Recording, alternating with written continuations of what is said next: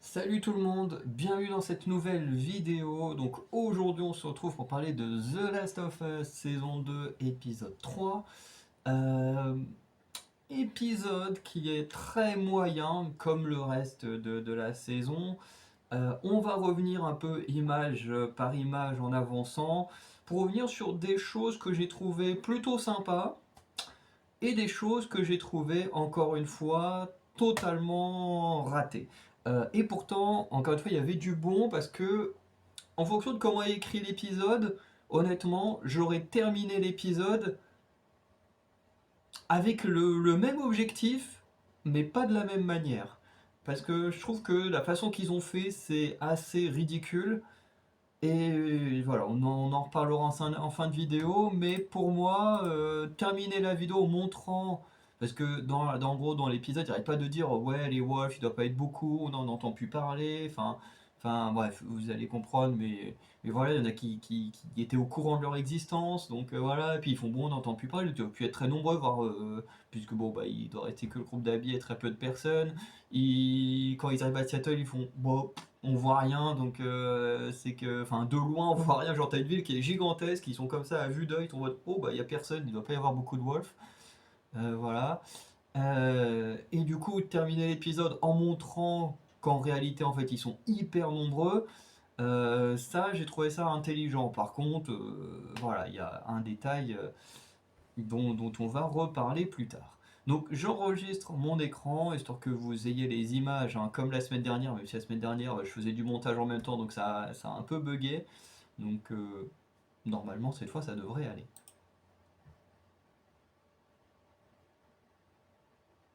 On est bon. Donc j'enlève totalement le son, hein, au cas où il y a un petit dérapage. Donc l'épisode, il commence. Alors déjà cette ouverture là, je l'ai trouvé plutôt sympa. Genre, on ouvre sur les cadavres et tout. Bon, c'est plutôt marquant comme image. Même si je trouve que quand même il y a un côté où, bon, euh, juste après on voit le cadavre de Joël, les autres cadavres et tout, et tu dis, ok, donc les autres, le temps qu'ils mettent à revenir, ben, ils ont même pas nettoyé la ville ou quoi que ce soit. Bon, c'est un peu con, mais bon, au moins ils sont occupés de leurs cadavres à eux. Mais c'est vrai que tu te dis, pourquoi garder tous les infectés là comme ça, euh, et ne pas les dégager. D'ailleurs, il y a un truc par rapport aux cadavres, hein, il va falloir revenir parce qu'il y a un truc, ça me sidère. Bon, la scène d'intro, du coup, avec Tommy qui avec le corps de son frère. Honnêtement, moi j'ai plutôt bien aimé, voilà, avec cette scène-là, ce visuel-là de Tommy qui est en train de pleurer et qui dit à son frère, dis bonjour à Sarah de ma part, donc à sa nièce. Ça, j'ai trouvé ça touchant, tu vois, parce que bon, au vu de ce que je dis, on pourrait se dire, oh là là, c'est le genre de mec qui veut juste une adaptation fidèle à l'œuvre, machin. Sauf que non, moi je demande pas de la. Enfin, c'est vrai que je veux absolument que l'œuvre soit retranscrite, hein. Par exemple, je suis un énorme fan du Seigneur des Anneaux, et ça reprend pas à 100% les bouquins. Je suis un énorme fan, pareil, à 100% d'Harry Potter, et ça reprend pas les bouquins en entier. Euh, Qu'est-ce qu'il y a d'autre? Le Hobbit aussi, que j'adore. Bon, la série Percy Jackson, qui prend aussi quelques libertés, mais que j'ai beaucoup aimé. Bref, le live action One Piece a pris quelques libertés, mais j'ai plutôt bien aimé aussi. Et si toutes ces adaptations, je les aime bien, c'est parce qu'elles ont un certain respect de l'œuvre. Pareil avec le Lara Croft, avec Alicia Vikander, donc le Tomb Raider sorti en 2018, hein, si je ne me trompe pas, dans ces eaux-là. Pareil, certes, il y a eu beaucoup, beaucoup, beaucoup trop de choses d'enlever du jeu, parce que le jeu il se fait pas en 1 heure et demie, mais je trouvais qu'on retrouvait quand même certaines choses plutôt sympas. Euh, Bref. Et le truc, c'est que moi, que tu rajoutes des petites choses intéressantes pour développer un peu ce que le jeu ou le bouquin n'ont pas pu faire, que t'enlèves des scènes qui ne sont pas utiles, par exemple dans Harry Potter, tout le côté politique autour de libérer les elfes de maison, par exemple, Je trouve que c'est plutôt logique de ne pas spécialement mettre ça dans les films, en sachant que bah, les elfes de maison n'ont aucune importance plus que ça dans les films. C'est-à-dire que dans les films, on a vu Dobby dans 2 films, et puis c'est tout. Créature, on le voit dans à peine 1 ou 2 films aussi, et c'est tout. Alors que normalement, dans les bouquins, on en voit plein d'autres. Notamment, dans les bouquins, on apprend que les elfes de maison sont ceux comment dire, qui font la cuisine, les machins. En fait, tous les plats n'apparaissent pas comme ça par magie. Il y a bien quelqu'un qui les prépare avant, et ce sont les elfes de maison dans leur coin. Voilà. Il y a aussi tout le cas politique des centaures et tout ça, on l'a un peu enlevé histoire que ce soit plus digeste, plus divertissant. Et puis voilà, je veux dire, un film n'est pas censé être aussi lourd qu'un bouquin. Et du coup, réadapter des trucs et tout, c'est pas mauvais. Seule chose, c'est qu'il faut respecter l'œuvre de base. Et le problème de The Last of Us, c'est qu'il ne respecte pas du tout l'œuvre de base. Et on va revenir sur certains détails. Mais il y a des rajouts qui sont intéressants, des rajouts bon, sont un peu chelous. Bref. Euh, donc pour Tommy, en tout cas, moi j'ai beaucoup aimé ce rajout-là. D'ailleurs, euh, des fois je me fais des conversations avec ChatGPT, et à un moment donné, justement, on parlait de Tommy et des problèmes d'adaptation. Il me dit, et du coup, l'IA me demande, bah toi, si tu devais faire une adaptation et que tu rajoutais des choses ou que tu n'étais pas totalement fidèle au jeu, enfin bref, qu'est-ce que tu rajouterais, qu'est-ce que tu ferais? Et moi j'ai dit, bah qu'est-ce que je ferais? Bah tout simplement, je mettrai en avant ce qu'on ne voit pas dans le jeu. Et qu'est-ce qu'on ne voit pas dans le jeu? Bah, tout l'arc de Tommy. Et c'est vrai, parce que dans le jeu, quand on suit Ellie et Dina, ben, on voit un peu tous les cadavres qu'ils laissent à Seattle, mais on ne le voit très peu agir. Il y a juste une fois où on le voit agir, parce que ben, quand on est du côté d'Abby, on se fait attaquer par Tommy, et sinon, c'est tout. Sinon, on ne le voit jamais. Et d'ailleurs, c'est très con parce que pour l'instant, de ce qu'on a vu, Tommy a pas l'air de partir à Seattle, alors qu'il est quand même censé tuer plusieurs des amis d'Abby, dont un de ses amis très proches, même son colocataire, puisque à Seattle, elle partage son, sa chambre avec un certain personnage qui est important de son groupe et qui est censé se faire tuer par Tommy. Donc voilà, c'est. Voilà, c'est pour ça, Tommy, je comprends pas pourquoi on l'envoie pas à Seattle. Mais en tout cas, moi, si je devais adapter, bah, en rajoutant des choses, bah, j'aurais rajouté des choses qu'on ne voit pas dans le jeu. Voilà, il y a peut-être des choses que j'aurais enlevées, hein, toutes les phases d'exploration, ça effectivement, il n'y en a pas forcément besoin dans la série. Mais, euh, mais bref, on n'est pas là pour ça. On va revenir à l'épisode. Mais en tout cas, moi, cette scène-là, j'ai trouvé touchante. Elle n'est pas dans le jeu, mais elle est touchante. Mais je la trouve plutôt sympa. Parce que c'est vrai que dans le jeu, quand Joel y meurt, on passe direct à Ellie qui est sur sa tombe et tout. Euh, et, euh, et du coup, on saute très vite ces moments touchants qu'on peut avoir comme là. Euh, et le problème, c'est qu'on passe d'un. Putain, voilà. Le problème, c'est qu'on passe d'un moment hyper touchant comme ça à un truc où tu dis, mais quoi? Alors, ah non, attends, il y a une scène que j'ai. Attends, attends. Oui, cette scène-là, elle a aucun sens. Genre, Ellie, elle s'est juste pris un coup de pied dans le ventre et elle est à l'hôpital pendant plusieurs semaines. Enfin, on va dire plusieurs jours, parce que je ne me souviens plus exactement du nombre de temps, mais je crois qu'il y a au moins plusieurs semaines. Je me dis, c'est. C'est quoi? C'est. La meuf, c'est censée être la warrior du jeu, la warrior de la série télé, hein. On l'a vu, encore une fois, dans le premier épisode. On l'a vu battre un mec qui fait 2 fois sa taille, peut-être 2 fois son poids également. Bon, le mec, effectivement, il allait pas à fond. Mais je veux dire, on veut. En fait, c'est pas ça le problème, c'est qu'on veut nous la présenter comme quelqu'un voilà, qui s'entraîne pour se battre et tout. Et en fait, dès qu'elle fait vraiment face à des gens, elle se fait poutrer comme une merde. Et là, en un coup de pied, elle finit à l'hôpital pendant je sais pas combien de temps. Alors que dans le jeu, c'est beaucoup plus violent. Dans le jeu, elle se fait écraser au sol. Vraiment, t'en as une qui est clairement appuyée sur elle et tout. Elle se prend un vieux coup de pied dans la gueule, et puis à peine 1 ou 2 jours après, elle est opérationnelle à partir. Je veux dire, et le truc, c'est que c'est même pas la même écriture de personnage. C'est que la Ellie du jeu, c'est pas juste une badass pour être une badass. Elle est aussi très féminine, elle est très douce également, hein, quand il le faut. Le personnage du jeu vidéo est beaucoup mieux écrit et beaucoup plus intéressant. Alors que là, elle passe son temps à faire le bonhomme, elle se prend un coup de pied, elle est à l'hôpital pendant plusieurs jours. Tu te dis, mais c'est quoi cette écriture de merde? Et puis t'as ce moment où qui pareil n'a pas de sens, ce moment-là. En fait, parce que je comprends ce qu'ils ont voulu faire avec le traumatisme, machin, il est mort et tout. Sauf que dans le jeu vidéo, il y a bel et bien une scène dans ce genre-là, mais qui intervient à un moment beaucoup plus intéressant, beaucoup plus choquant.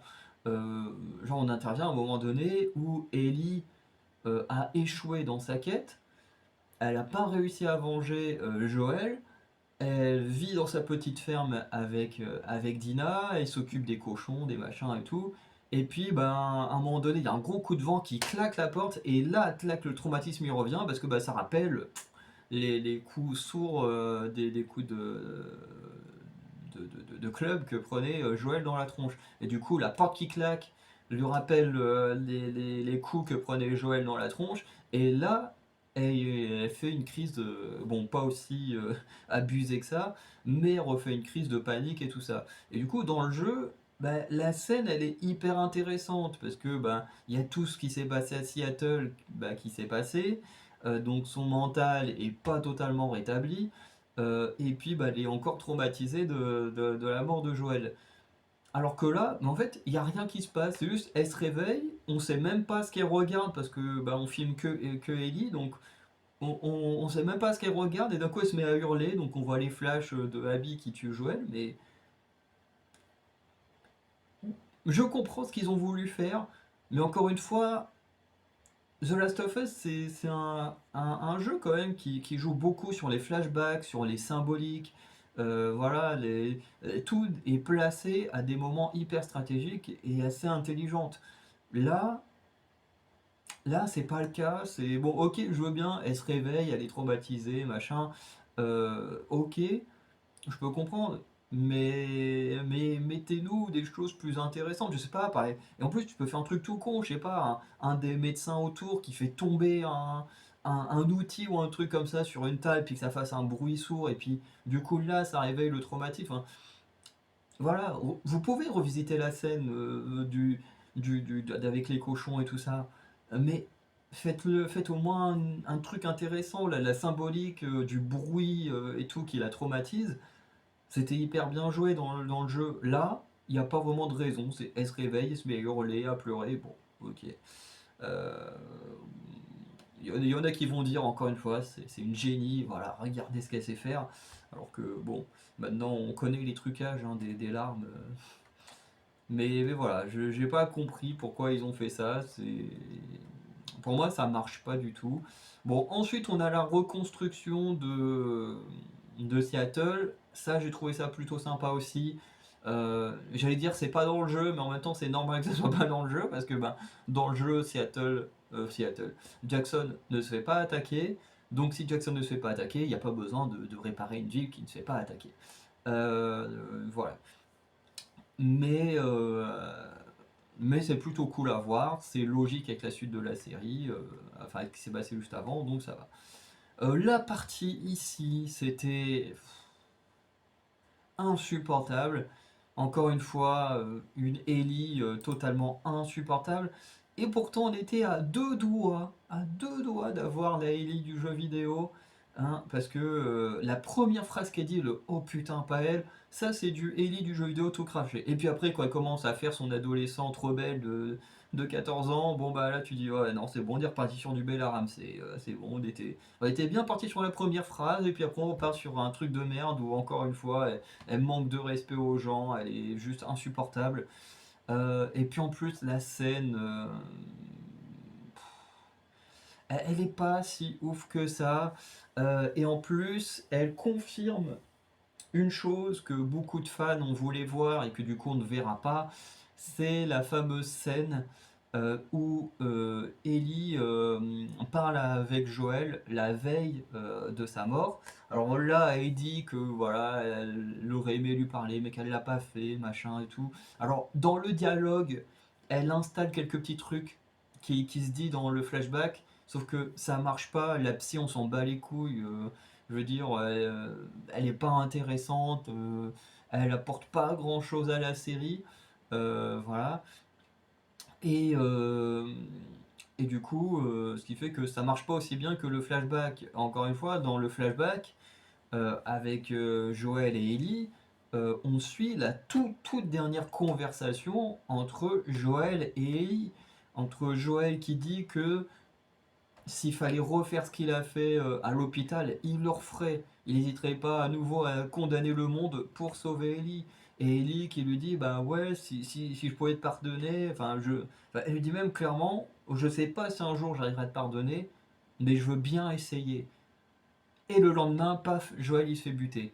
Et le flashback, moi je le résume là comme ça, mais vraiment, regardez l'extrait sur YouTube si vous avez jamais joué aux jeux vidéo, il est super fort. En plus, il arrive à un moment donné dans le jeu qui est incroyable puisque Ellie a absolument tout, tout, tout perdu.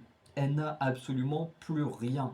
Et du coup, le flashback, il est encore plus fort parce que tu vois l'espoir dans ce flashback, l'espoir que leur relation s'améliore. Et après, tu reviens au présent où elle a absolument plus rien. Et le flashback, il est d'une puissance incroyable. Et là, qu'est-ce qu'on nous dit globalement? C'est bon, ben, on l'a enlevé. Finalement, le flashback, on le résume avec une scène avec une psy dont on s'en fout. En plus, on voit bien qu'Ellie est pas totalement rétablie. Et puis la psy fait wow, allez, vas-y. Vas-y, de toute façon, t'es l'héroïne de la série. Je peux pas t'empêcher de partir à l'aventure, donc vas-y, casse-toi. Bref, enfin, quand je dis casse-toi, c'est casse-toi de l'hôpital, hein, pas casse-toi tuer les Wolves. Mais vous avez compris ce que je voulais dire. Bref, c'est la scène pour moi, elle fonctionne pas. Puis l'acting de Bella Ramsey, il est juste catastrophique.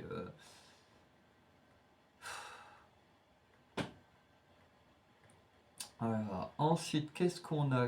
Bon, ça, j'ai trouvé ça plutôt sympa. Ça, c'est totalement une scène du jeu.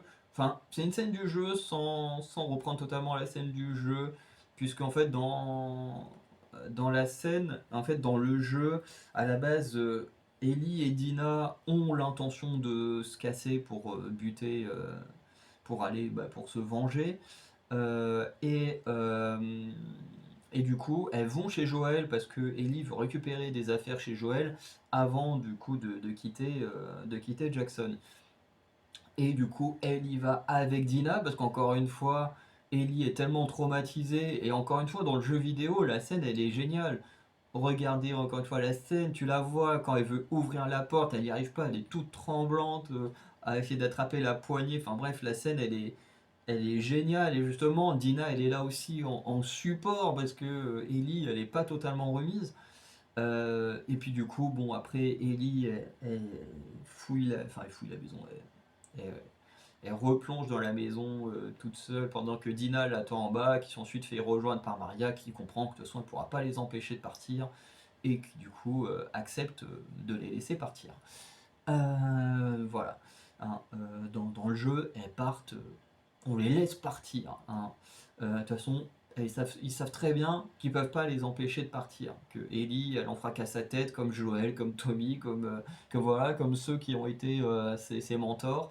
Ils savent très bien qu'ils peuvent pas l'empêcher de partir, donc ils préfèrent se dire, au moins, on lui donne ce dont elle a besoin pour qu'elle parte, plutôt que de la laisser partir discrètement et puis qu'elle ait peut-être pas ce qu'il faut pour survivre. Et là, dans la série, du coup, elle y va toute seule. Bon, il y a 2 secondes, elle était traumatisée comme il n'y a pas. maintenant elle est suffisamment bien pour aller dans la maison. Et encore une fois, on va nous dire oui, mais il y a des semaines qui sont passées et tout. Mais ça n'empêche pas que des semaines qui passent ou pas, aller dans le lieu où la personne que tu aimais le plus est morte et qu'elle est plus là, ça n'empêche que ça te fait quand même quelque chose, hein. Effectivement, dans le jeu, il y a à peine 1 ou 2 jours qui passent. euh, Enfin, vraiment, il y a très peu de temps qui passe. Là, il y a plusieurs semaines, mais ça n'empêche pas le traumatisme d'être toujours là, quoi. Et surtout, bon, tout ça là, c'est plutôt raccord au jeu, machin. Donc voilà, bon, encore une fois, bon, la scène est sympa. Et puis là, t'as Dina, d'un coup, qui est là en mode hé Ellie, machin, puis qui s'installe comme ça. Alors, on comprend l'idée. Dans le jeu vidéo, effectivement, quand Ellie elle redescend, Dina elle est assise à table, et puis d'un coup, hop, là tu vois Maria qui apparaît. Sauf que tu vois, tu sens qu'ils ont voulu faire le clin d'œil au jeu, sauf que bah, en fait il marche pas parce que genre vraiment l'autre elle est chez un mort, elle s'installe comme si elle était chez elle, tranquillou. Bref, c'est bizarre. Bah, je veux dire, moi demain je vais, je sais pas, enfin je n'irai pas chez quelqu'un qui est mort. Enfin j'ai déjà fait une fois, mais parce que bah, la personne vivait toute seule. Et puis que bon bah du coup nous les proches de la personne, il fallait forcément qu'on vide l'appartement pour que bah, elle soit relouée à quelqu'un d'autre après, hein. Donc voilà, moi j'ai aidé au déménagement, mais je veux dire, j'y suis pas allé pour m'installer, pour causer avec des gens, enfin, c'est un peu chelou, quoi. Et du coup, là, on a une conversation où, en gros, Dina avoue que, bon, bah vas-y, finalement, je t'ai menti quand t'étais à l'hôpital, finalement, j'ai plein d'informations pour toi, voilà, ce sont les Wolves, alors elle n'est pas comme ça, elle décrit ce qu'elle a retenu, on nous dit que Eugène connaissait les Wolves et tout. Et en fait, moi, ce qui me dérange avec ça, c'est que dans le jeu, Ellie, elle le sait déjà. Ellie, elle les a vus comme tous les autres. Elle n'est pas stupide. C'est ce que j'ai dit dans ma vidéo la semaine dernière. Elle n'est pas stupide, Ellie. Elle n'est pas stupide. Je veux dire, elle les a vus, les mecs. Elle a compris qui c'était. Elle sait. Elle connaît pas le nom de tout le monde, mais elle connaît le nom d'Abby. Puisque à un moment donné, il y a quelqu'un qui dit bon allez vas-y Abby, il est temps d'en terminer. Et paf, du coup, elle sait qui est Abby dans le jeu. Et puis après, plus tard, quand ils arrivent à Seattle et qu'ils découvrent l'une des personnes tuées par Tommy, ils retrouvent plein de photos de tout le groupe. Et du coup, là, ils ont les autres noms, machin et tout. Mais, euh, mais là, vraiment, Dina, elle arrive, elle fait alors, il y a Manny, il y a Owen, il y a Nora, il y a Mel. Bon, elle dit qu'il y en a une d'eux qui s'appelle Nora parce qu'apparemment personne n'a dit le nom de Mel. Et puis l'autre, c'est Abby. Enfin, tu sais, voilà, elle a le nom de tout le monde. Voilà, elle peut te les décrire parfaitement. Franchement, je trouvais ça un peu ridicule.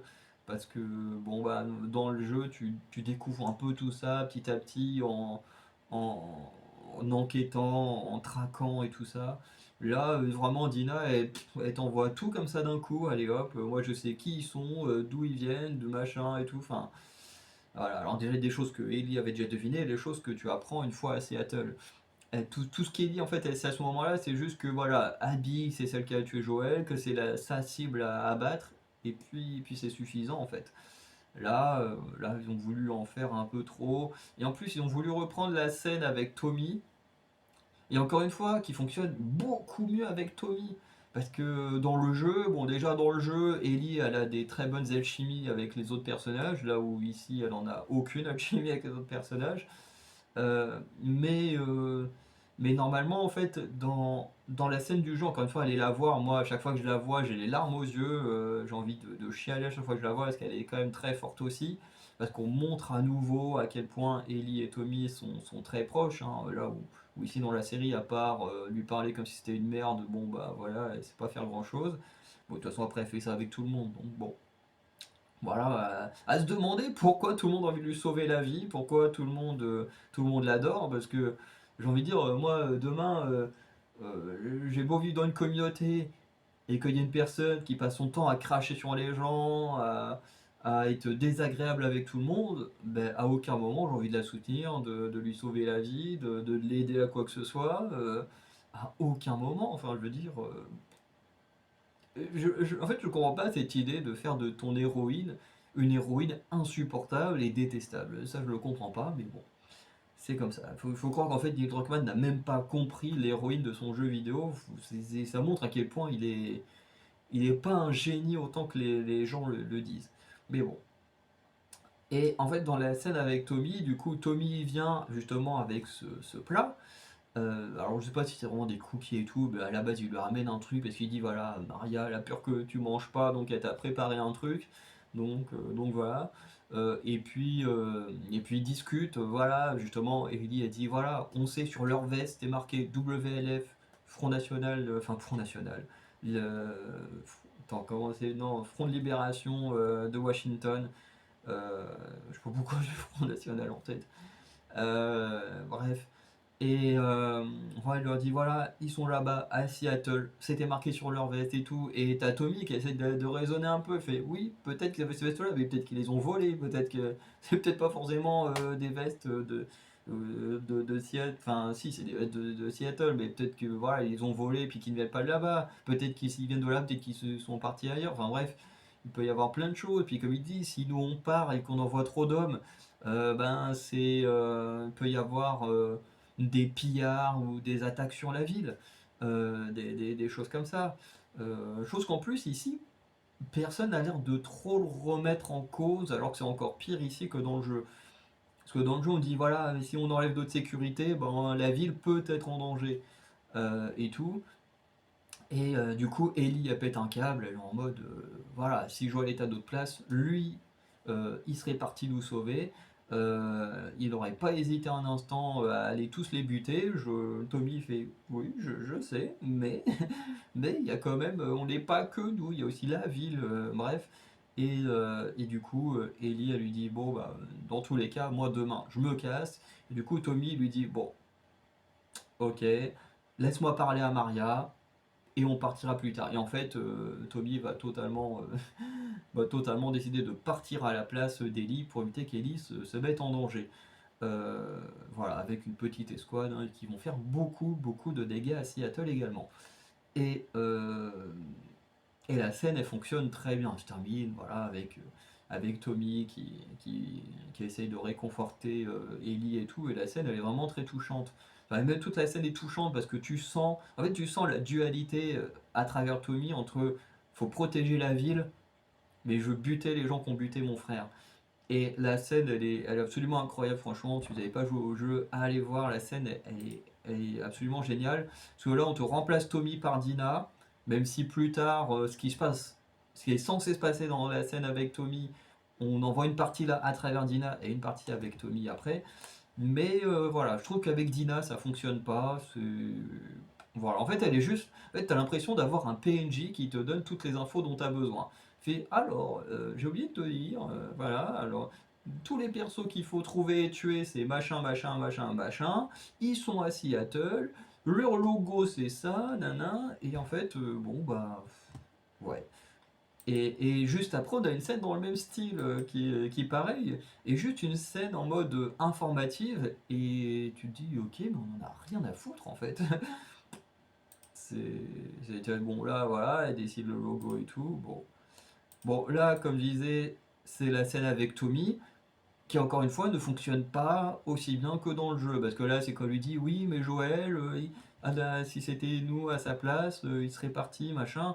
Là, Tommy, il est en mode oui, mais non, si on était mort, il n'aurait pas été, si on avait été enlevé, oui, machin, enfin, ok, pas du tout le même discours que dans le jeu. Puis là, il est en mode oui, mais Maria va faire un conseil, on va voter pour savoir si vous pouvez partir ou pas, machin. Franchement, les mecs, ils connaissent Ellie, surtout encore plus celle-ci, hein, celle-ci qui est insupportable, qui n'écoute absolument personne, et ils croient vraiment que faire un conseil, ça va vraiment l'empêcher de partir. Ils sont vraiment débiles dans ce jeu, enfin dans cette série plutôt. Parce que dans le jeu, au moins, ils sont plus intelligents. Dans le jeu, ils se disent, de toute façon, Ellie va jamais nous obéir, donc autant la laisser partir.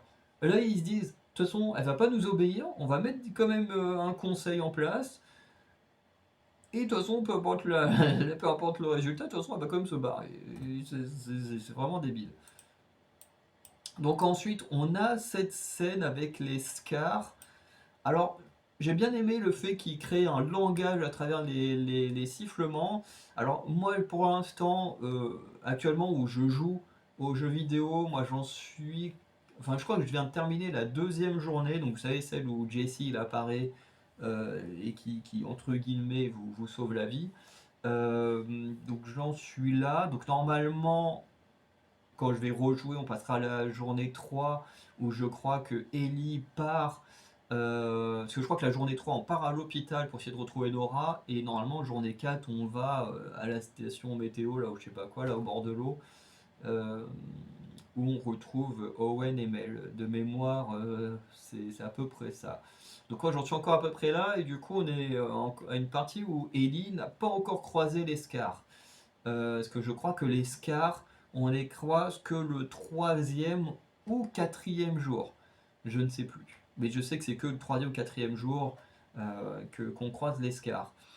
Et ensuite, bon, les Scars, on les voit beaucoup plus régulièrement quand on joue Abby, puisque bah, à la base, les Scars, c'est un peuple en guerre avec les Wolves à Seattle.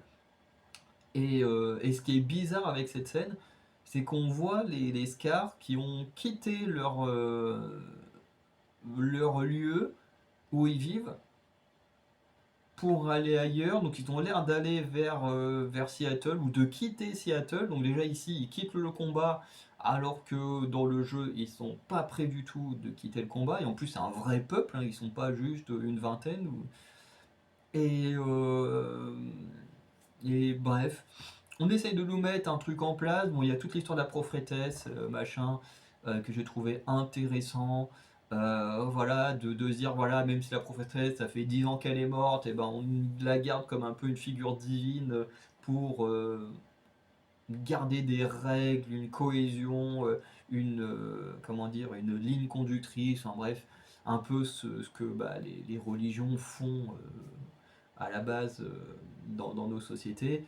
Et là, globalement, c'est ce qu'ils disent. Voilà, pour rester unis à travers une même bannière, bah, on a un peu cette religion de la prophétesse qui nous permet de, de survivre dans ce monde-là. Du coup, tout ce discours-là, moi, j'ai plutôt bien aimé.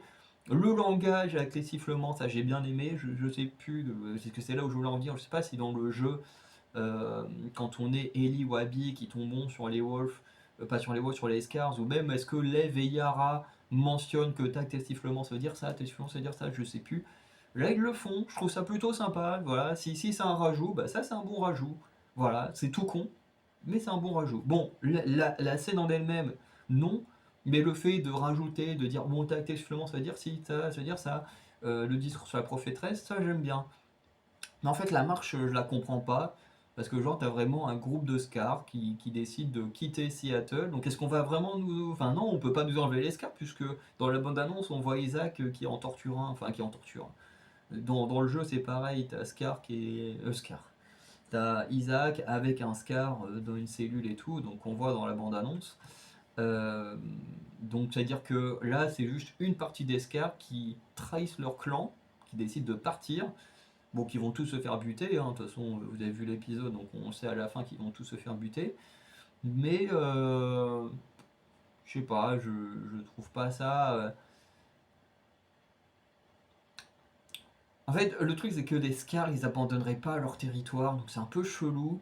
En fait, j'aime bien ce qui se. En fait, là, c'est très bizarre avec cette scène, parce que d'un côté, la scène, je la trouve inutile au possible, dans le sens où des Scars qui quittent leur territoire, je trouve ça un peu con. Voilà, alors certes, c'est plus intelligent de partir plutôt que de rester en guerre et voir plein de morts toute ta vie, effectivement, c'est plus intelligent. Sauf que dans le jeu, ils sont pas enfin, ils sont pas intelligents.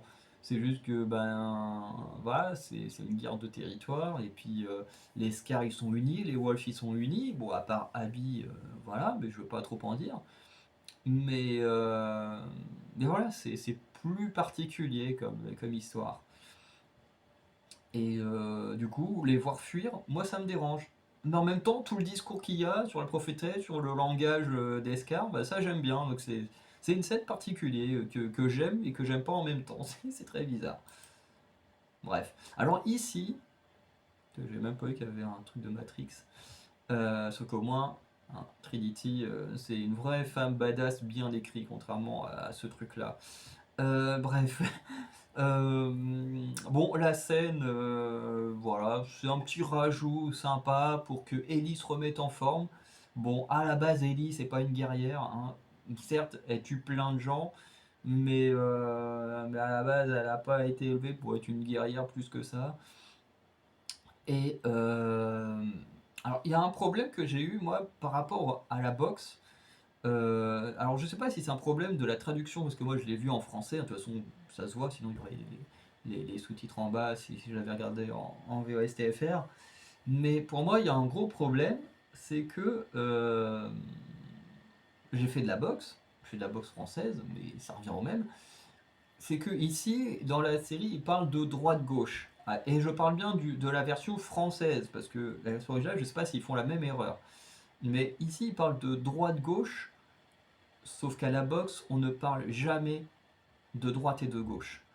Ce qui veut dire que, en gros, en fonction de comment tu es positionné, déjà tu as un pied en avant, un pied en arrière. Donc si tu as un pied en avant, un pied en arrière, tu as forcément une main en avant, une main en arrière.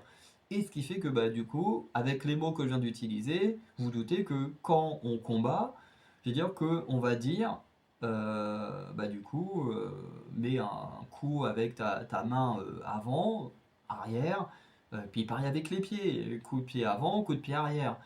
Et du coup, je ne sais pas si c'est une erreur de traduction et que la traduction a été faite par quelqu'un qui ne connaît absolument rien à la boxe, mais je me suis dit, c'est quand même chelou de traduire des choses comme ça sans connaître un minimum. Enfin, je veux dire, quand tu traduis des trucs, tu peux pas tout connaître, mais au moins faire une petite recherche. Alors après, c'est normal, le gars lui dit, voilà, fais qu'avec la droite, et puis du coup, frappe que avec la droite. Et du coup, bon bah du coup ça peut paraître logique pour le traducteur, mais sauf que ben c'est pas des termes techniques de la boxe quoi. C'est-à-dire que là ça se la joue boxeur, on a le sac, on a les gants, machin. Voilà, ça se la joue à fond. En fond, en plus elle est même dans le style, hein, le short, le truc, enfin bref, elle se la joue à fond boxeuse. Et du coup, les traducteurs n'ont même pas cherché à faire un minimum de recherche. Voilà, que bah, techniquement, le gars, au lieu de dire bah, droite, il devrait lui dire coup.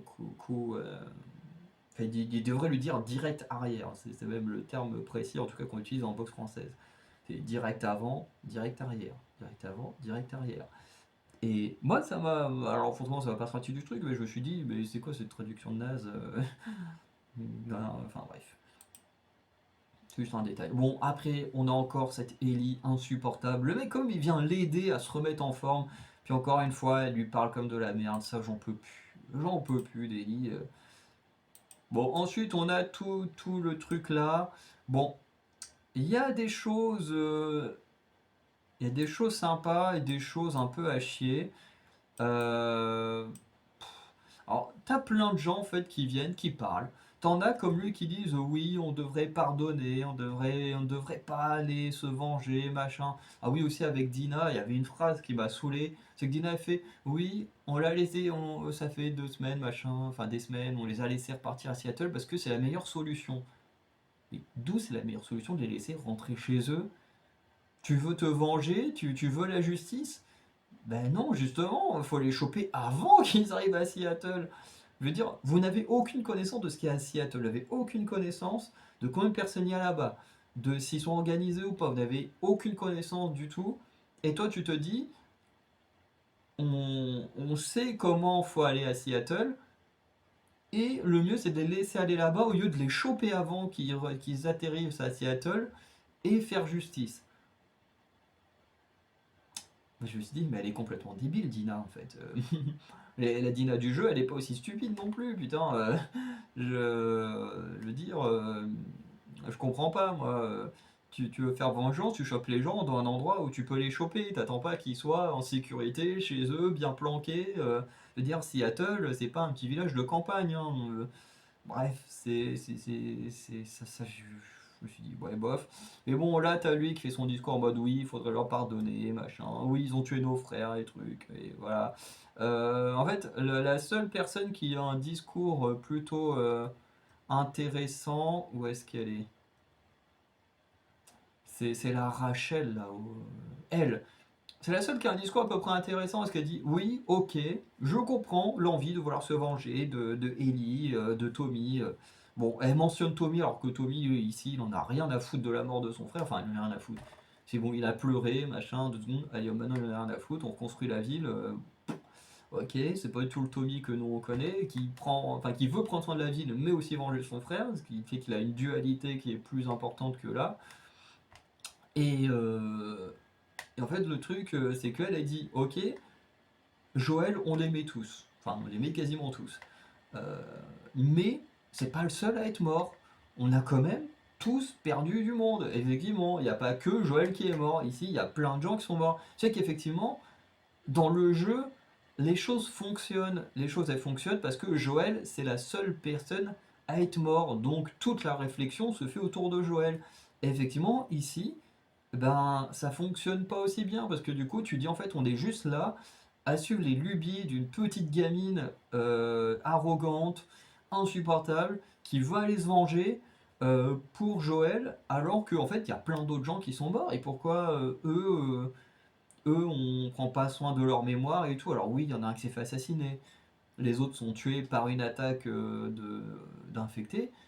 Mais ça n'empêche que voilà, tout le monde est en deuil, tout le monde ne va pas bien, et pourquoi il faudra absolument renvoyer des gens en pleine guerre, peut-être aller se faire tuer, alors qu'on a déjà on a suffisamment perdu de monde. Et je trouve que le discours de Rachel fonctionne très bien. En plus, il y a quelqu'un à un moment donné qui parle effectivement du fait aussi que la ville n'est pas totalement reconstruite. On vient à peine de reconstruire le mur, on peut se faire attaquer par des bandits, on peut se faire attaquer par des infectés, enfin bref, on peut se faire attaquer par plein de monde.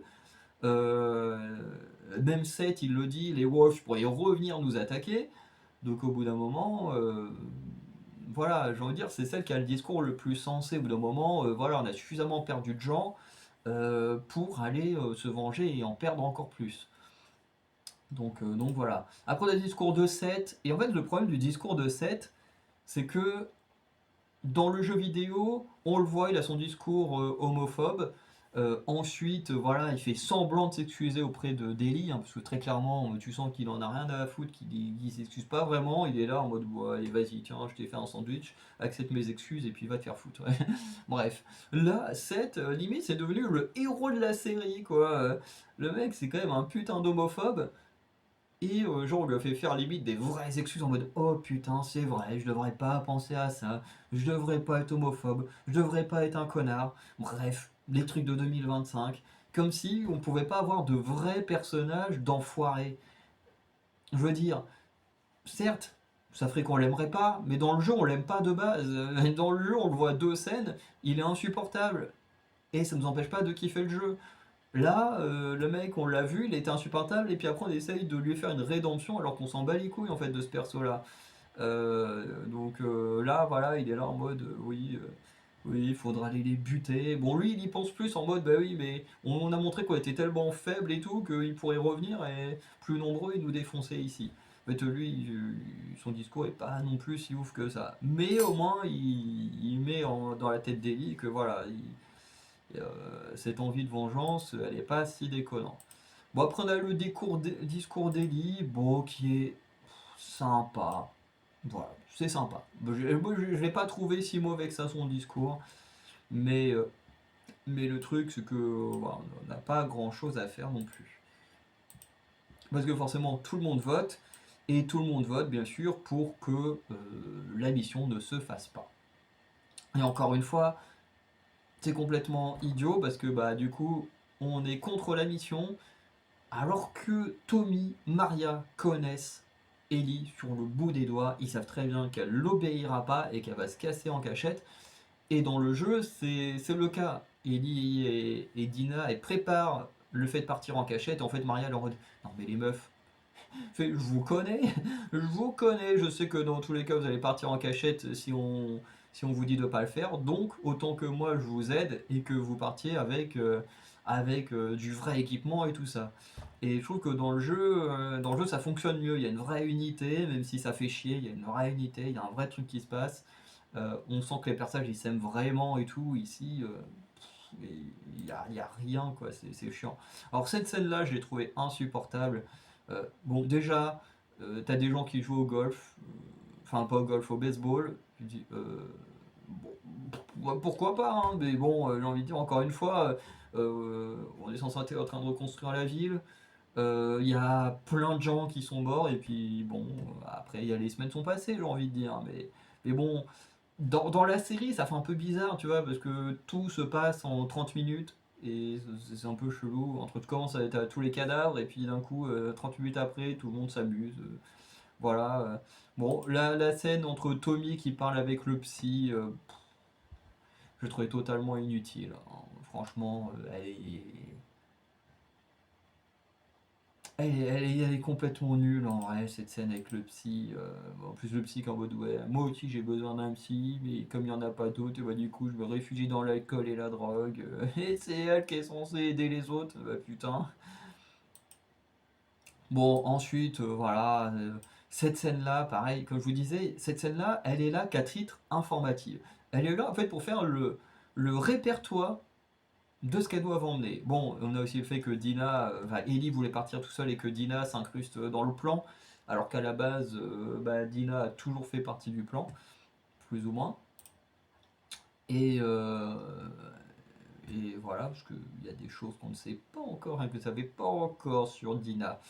Voilà, qui fait que sa décision est totalement idiote, mais bon, dans le jeu, c'est ce qu'elle fait. Donc voilà.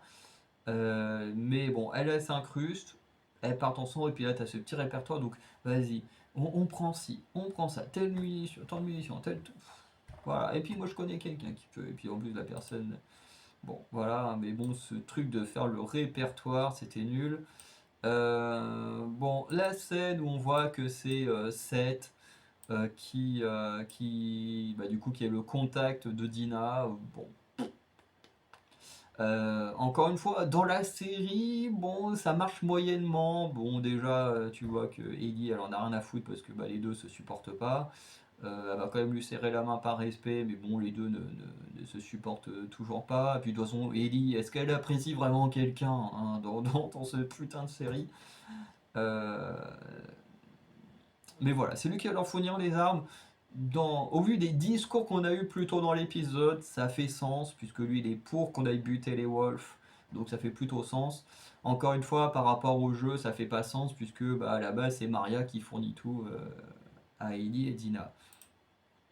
Ça aussi, j'ai trouvé ça débile. Alors le plan est très beau, le plan est très beau, mais je trouvais ça débile. Encore une fois, on est dans un monde post-apocalyptique. On est dans un monde où il y a du danger partout. D'ailleurs, eux-mêmes, ils le disent 5 minutes plus tôt.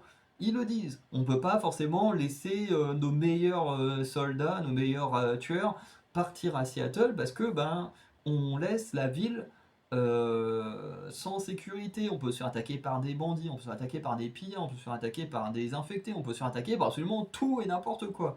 On n'est jamais en sécurité à Jackson, quoi. Voilà, faut qu'on fasse très attention. Les patrouilles, à la base, sont là pour faire attention. Est-ce qu'il n'y ait pas d'infectés trop proches de la ville? Est-ce qu'il n'y a pas de pillards ou de bandits? Même si, en soi, on n'en voit pas dans The Last of Us Partie 2 au début du jeu, mais on peut imaginer que les patrouilles servent aussi contre ces gens-là. Et du coup, avec toute une organisation comme ça, ce qui fait que bah, déjà, tout ce qui est bandits, pilleurs ne viennent pas ici, et que bah, du coup, il n'y a que des infectés qui peuvent se rapprocher. Et on vit dans un monde comme ça. Et là, qu'est-ce que nous dit Tommy plus tôt dans l'épisode? On a enterré mon frère à 15 bornes d'ici. Mais pourquoi? Pourquoi? Dans le jeu, il y a un cimetière dans la ville. C'est logique. Tu enterres tes morts à côté de toi. Ou même, au pire, tu les enterres, si t'as pas assez de place, à l'extérieur de la ville, mais proche de la ville. Là, à 15 bornes. Et pourquoi tu vas foutre tes cadavres à 15 kilomètres? Encore une fois, c'est juste complètement débile. Tu vas mettre tes cadavres à 15 kilomètres, à 15 bornes, alors que tout autour de ta ville, tu as des infectés partout. T'as des pillards, des bandits qui peuvent être absolument n'importe où, et ton idée c'est de foutre les cadavres à 15 km. Pour aller te recueillir auprès de ton frère, faut que tu fasses 15 km. Ça n'a aucun sens, ça n'a aucun sens, c'est complètement débile. J'ai pas compris ce délire de foutre ça ici. Parce que même Ellie qui dit, bon ben ok, quand je partirai à Seattle, parce que de toute façon, voilà, hein, comme j'ai dit, que la décision du conseil n'a aucun impact. Elle a quand même l'intention de partir, peu importe la décision. Donc elle a dit, ouais bah j'irai sur sa tombe quand j'irai à Seattle. Sauf que le cimetière soit là, à 15 km, ou que le cimetière soit dans la ville, ça change quoi? Ça change absolument rien en fait que tu peux aller sur sa tombe avant de partir en fait. C'est complètement débile. Et puis en plus, comme par hasard, le cimetière il est à 15 km mais dans la direction de Seattle. Tu vois, c'est pas 15 km vers le sud ou vers l'est. Non, c'est 15 km dans la direction de Seattle. Pourquoi? Ça n'a aucun sens le placement du cimetière. C'est genre en général on enterre nos morts proches de nous, pas à 10 000 km. Enfin, c'est complètement con. Mais après visuellement c'est quand même beau, hein. Franchement, voilà, il se passe quelque chose. Franchement là je trouve que Bella Ramsey sort un peu mieux sur cette scène là que sur le reste. Voilà, parce que justement elle en fait pas des tonnes et la Ellie du jeu justement elle en fait pas des tonnes non plus. Du coup là on est un petit peu mieux sur cette scène là. Mais le placement du cimetière, il fait tellement pas sens. Bon, après, on suit leur traversée, bon, petit à petit. euh, voilà, bon, ça parle de musique, on s'en bat les couilles, mais bon, voilà, faut bien que ça discute. Après, ils parlent de leur premier mort, enfin des premières personnes qu'ils ont tuées. Ça, c'est plutôt intéressant, la façon que c'est abordé, ça vient un peu de nulle part. Parce que Ellie en a marre que Dina est cause. Bon, elles ont un cheval pour deux, ça c'est pareil dans le jeu, mais bon, à la limite, tu veux réadapter les choses, mais leur un cheval chacun, parce que bon, voilà. Le pauvre Paillette, il galère au bout d'un moment, hein. Je pense que le machin, il traverse tout le pays avec deux personnes sur le dos. Même dans le jeu, tu te demandes comment le cheval il fait pour pas canner, quoi. Mais bon. Euh, Bon, il parle des premiers morts, donc Ellie refuse de parler de la première personne qu'elle a vu mourir, qui je pense est le rapport à Riley, mais elle parle de la première personne qu'elle a dû tuer quand elle a sauvé Joël. Bon, ça c'était plutôt sympa. C'était plutôt sympa. Bon, au final, on n'aura pas le cas de Dina, quitte à, encore une fois, quitte à adapter, et bah, mettez un peu plus de profondeur sur Dina. Voilà. Elle veut parler, parce qu'en plus, elle dit bien pour parler de nos expériences, bah, partagez la sienne. Pourquoi voilà. Donc Dina, enfin Ellie, elle parle de ça. On en arrive là. Pareil, la scène, elle est lunaire. Putain, et elles ont 19 ans, elles ont pas 15 ans, hein. L'autre, elle est là. Oh, tu mets quelle note à mon bisou? Parce que tu sais, moi, je suis pas lesbienne comme toi. Moi je suis bi. Donc, j'ai envie de savoir est-ce que j'étais bien ou pas. Oh, la scène catastrophique. Ellie qui lui dit, ouais, c'est qu'un 6 sur 10 la meuf. Vraiment, là, elle est censée être vexée, hein. Avec un petit rictus, hein. Elle est censée être vexée. Et vraiment, en plus, Ellie, elle lui dit, oui, bah, si c'est comme ça, ta carte auprès de Jessie, elle fait, ah, mais ça, je l'ai déjà fait. J'étais en mode, mais putain, c'est quoi ce groupe de merde? On veut dire, dans le jeu, ok, enfin, Jessie et Dina, ils étaient en couple plusieurs fois ensemble, ils ont arrêté, machin, mais une fois que Dina a mis son dévolu sur Ellie, elle ne change pas de cap. Elle reste absolument sur Ellie. Voilà, Jessie, c'est réellement terminé. Alors oui, elle a toujours un lien avec Jessie en elle. Voilà, je comprendront ceux qui voudront et ceux qui sont un minimum intelligents. Mais pour elle, dans le jeu, c'est fini. Quand c'est fini, c'est fini. Quand elle a mis son grappin sur Ellie, ben voilà, elles ont leur scène de cul chez Eugène, là, dans le sous-sol. Euh, et puis petit à petit, on développe leur relation à Seattle avec des petits moments de tendresse, sans forcément avoir du cul et tout. En même temps, vu l'état de Dina, c'est compliqué de vouloir avoir du cul avec. Mais, euh, mais voilà, t'as des petits moments de tendresse quand elle va pas bien. Ellie, du jeu vidéo, elle sait être tendre, elle sait être féminine quand il faut et elle sait être badass quand il faut. Et ce qui n'est pas le cas de Bella Ramsey, malheureusement, qui n'a pas ce double jeu qu'a le personnage du jeu. Et, euh, et voilà, donc là on a juste une conversation de gamine de 15 ans, et puis en plus on a ce côté, oui, moi je suis bi, je m'intéresse finalement, je retourne auprès de Jessie, et tu dis, mais attends, c'est-à-dire que vraiment, on va nous enlever la relation Ellie-Dina. C'est-à-dire qu'en fait, toutes les relations du jeu, on est en train de nous les casser. Genre, la relation entre Joël et Ellie, qui est super bien développée, bah, on ne l'a pas développée si bien que ça. La relation Ellie-Tommy, on ne l'a pas développée tant que ça. La relation Ellie-Dina, bah, apparemment, on n'a pas envie de nous la développer. Bon, en fait, je pense qu'ils ont fait ça pour donner une excuse à Jesse d'intervenir à un moment donné. Parce que je pense que Jesse, lui, il va quand même intervenir. Je pense. Mais je pense que c'est juste une excuse en mode oh putain, ma meuf, elle est partie à Seattle toute seule avec Ellie, donc faut que j'intervienne. J'en suis sûr que c'est pour ça qu'ils ont décidé de supprimer la relation lesbienne. Mais en fait, c'est con parce que en fait, ils enlèvent des trucs woke du jeu pour mettre d'autres trucs woke dont on s'en fout. Enfin bref, c'est n'importe quoi cette adaptation. Mais, euh, mais parce qu'en fait, cette scène-là, j'avais entendu quelqu'un s'en plaindre sur Facebook. Et, euh, et une fois que j'ai vu la scène, je me suis dit, ouais, en fait, je comprends. En fait, le fait qu'elles partent toutes les deux, c'est pas anodin. Le fait que Dina, dans le jeu, va partir avec Ellie, c'est pas anodin. Elles sont que toutes les deux. Elle est en kiff sur Ellie. Et du coup, bah, justement, ça lui donne une bonne occasion d'être que avec elle, de développer leur relation, de passer du temps ensemble. Même si, bon, il y a aussi le fait de devoir buter des gens, mais, mais c'est pas pour rien que Dina, elle part. Là, Dina, elle part dans le jeu, enfin dans la série, tu sais pas vraiment pourquoi elle part avec Ellie en fait. C'est ok, comme elle dit, moi aussi je l'aimais Joël. Oui, sauf que tout le village aimait Joël. Donc pourquoi est-ce que toi, plus que quelqu'un d'autre, irais le venger? Hein, pourquoi toi plus que son frère, notamment? Enfin bref, Dina, dans la série, elle a entre guillemets des bonnes raisons d'y aller, parce qu'elle y va par amour, pour éviter que Ellie se mette trop en danger et tout. Là ici, elle y va, mais il y a beaucoup moins de raisons, beaucoup moins logique.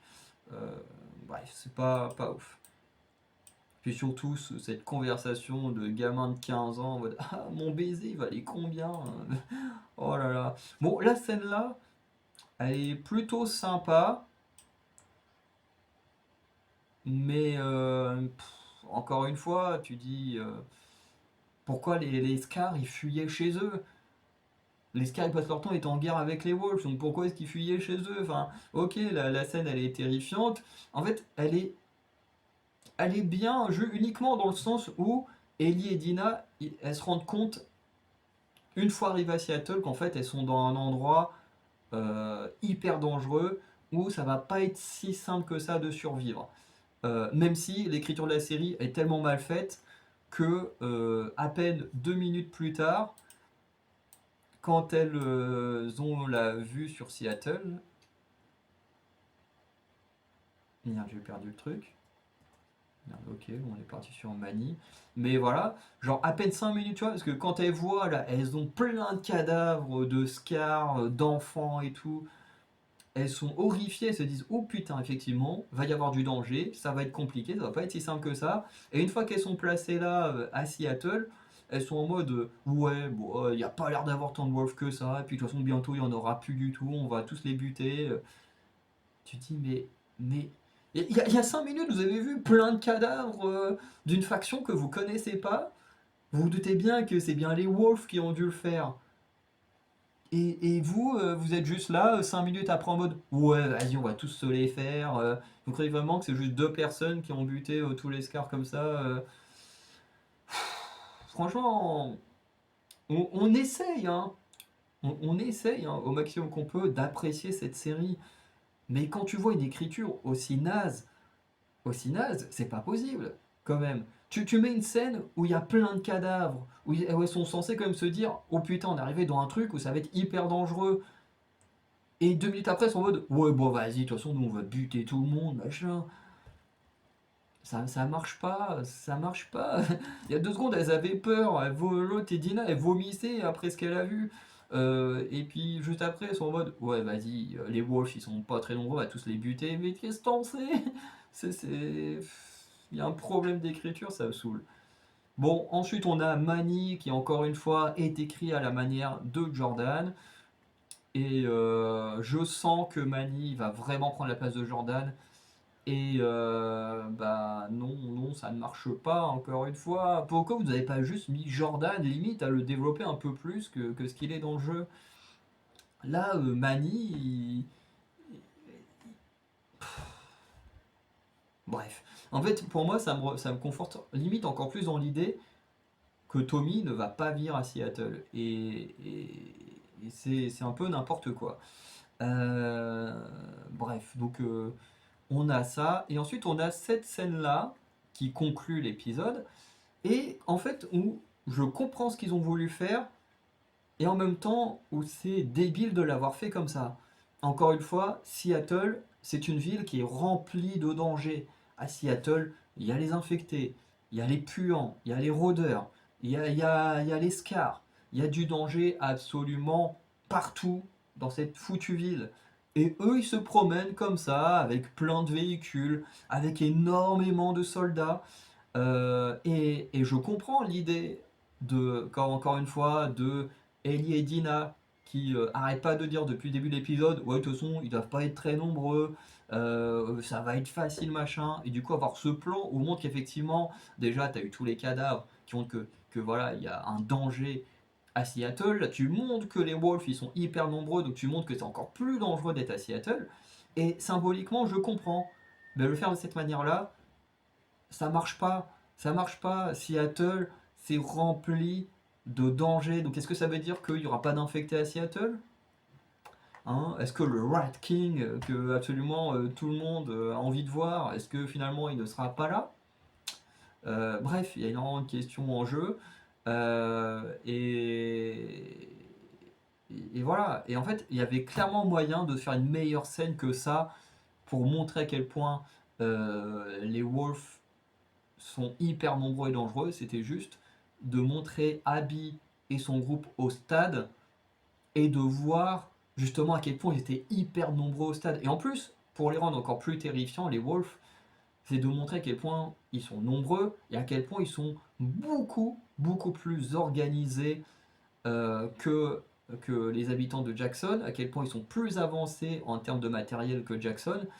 Et là, tu rendais vraiment l'endroit terrifiant parce que tu montres à quel point ils vivent beaucoup mieux qu'à Jackson, à quel point ils sont beaucoup plus nombreux qu'à Jackson, et du coup beaucoup plus nombreux que ce que pensent Ellie et Dina.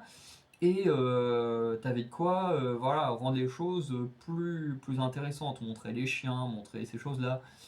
Tu vois, tu faisais un plan de drone qui part du stade, je sais pas, avec, je sais pas, à la base, quand Ellie et Dina arrivent, le groupe d'Abby, enfin, du moins une partie du groupe d'Abby, part faire une, euh,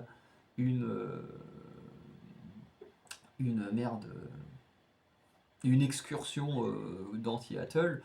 Et du coup, il y avait clairement de quoi, tu vois, juste faire un petit plan de là, du groupe d'Abby qui prépare son excursion. Du coup, ouais, ils vont voir Alice, le berger allemand. Tu vois, t'avais un moyen de partir là, de partir en drone et puis de montrer à quel point, voilà, sans trop développer, voilà, montrer à quel point pouah, cet endroit il est gigantesque, il y a énormément de monde, ils sont hyper organisés, ils ont énormément de matériel et tout.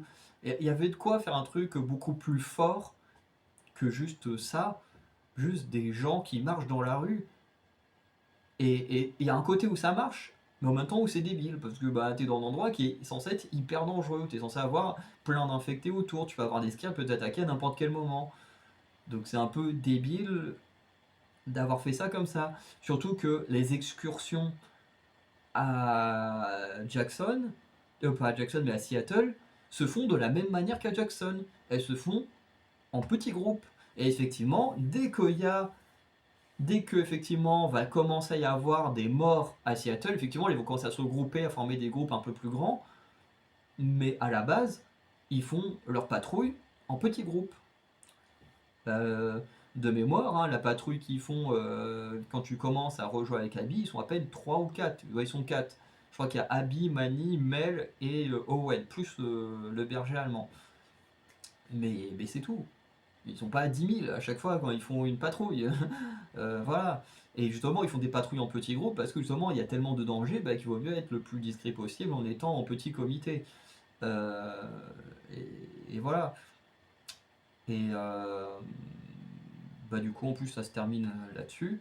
Donc voilà, je vais arrêter ça. Donc tout ça pour dire que il y a de l'idée, il y a des choses que j'ai bien aimées, comme la scène de Tommy avec le cadavre de son frère. Euh, j'aime bien j'aime bien l'idée qu'il y a autour d'Escar, du langage, de, du rapport à la prophétresse. J'aime bien l'idée de fin. Je trouve que elle est très mal faite, mais j'aime bien l'idée parce que si j'avais été à leur place, j'aurais fait la même chose. Enfin, j'aurais mis la même symbolique de montrer que les wolves sont très nombreux et dangereux, mais pas comme ça parce que, ben, encore une fois, t'es dans une ville hyper dangereuse, tu peux pas te promener à une cinquantaine comme ça dans la rue avec des véhicules qui font du bruit. Tu peux pas sans attirer soit les infectés, soit les scars. Bref. Et, euh, et voilà, il y a des trucs qui sont sympas. La scène de Ellie avec au niveau de la tombe de Joël, encore une fois, c'est stupide de la mettre à 15 bornes, mais ça marche plutôt bien. La scène, je trouve qu'elle marche bien. Pour une fois que Bella Ramsey en fait pas des tonnes, bah du coup ça marche. Voilà, ça marche. Et après le reste, bon, bah, encore une fois, c'est pas ouf. Voilà. Il y a aussi eu une erreur de traduction, et là je trouve que c'est trop traduit littéralement. Là, tu sens qu'il y a une recherche comparée à la boxe. C'est qu'en fait, à un moment donné, Ellie et Dina, quand elles sont vers Seattle, elles sont devant un panneau, et en fait, un panneau qui dit qu'ils sont à 9 miles. Parce que je crois que c'est en miles aux États-Unis. Et en fait, ils l'ont traduit en kilomètres en disant bon, bah, on est à 14 ou 15 kilomètres. Sauf que, bah, en fait, la traduction elle est débile. Genre tu sais, c'est comme si moi je regardais mon panneau, où je sais pas, je suis à 20 kilomètres de chez moi, et puis je fais ah bah on est à 10 miles, alors que tu filmes le chiffre. Et en vrai, personne n'aurait reproché que, voilà, on voit que c'est à 9 miles, on dit allez hop, on est à 9 kilomètres, personne ne l'aurait reproché. Tu rends cohérent, voilà, comme on est en France, parlant en kilomètres, tu traduis ça en kilomètres, et tu gardes le même chiffre, parce que là, l'autre elle est en mode, ouais, on est à 14 ou 15 kilomètres, alors que bah, on te filme le panneau, c'est marqué 9. Franchement, c'est un peu con, moi je trouve que du coup, ça marche pas très bien. Enfin, la traduction marche pas très bien, encore une fois. Là, je mets pas le truc sur les artistes ou quoi que ce soit, mais sur la traduction, je trouve que ça marche pas bien. Encore si on ne filmait pas le panneau, à la limite, tu dis bon, on filme pas le panneau, on ne voit pas, c'est pas très grave. Parce que là, on filme les chiffres, et puis entre le chiffre qu'on voit et ce qu'on entend, on donne pas les mêmes infos, je trouve que c'est un peu dommage. Bref. Donc on va s'arrêter là. N'hésitez pas à liker, vous abonner, à me dire ce que vous avez pensé de cet épisode en commentaire. Et puis on se dit à très bientôt. Chose aussi, petite info, c'est que par contre, entre le premier et le deuxième épisode, il y a eu énormément de pertes euh, de vues. Euh, Franchement, allez voir sur Wikipédia, il y a des tableaux. Je ne sais pas si c'est sur Wikipédia, mais je crois que oui. Il y a des tableaux avec le nombre de vues. Alors je crois que c'est que aux États-Unis, mais genre je crois qu'il y a au moins 300 ou 400 millions de personnes qui ont arrêté de regarder entre l'épisode 1 et 2. C'est énorme. Ce qui montre à quel point, bah, effectivement, l'adaptation de cet épisode 2, enfin de cette partie 2, est pas si folle que ça.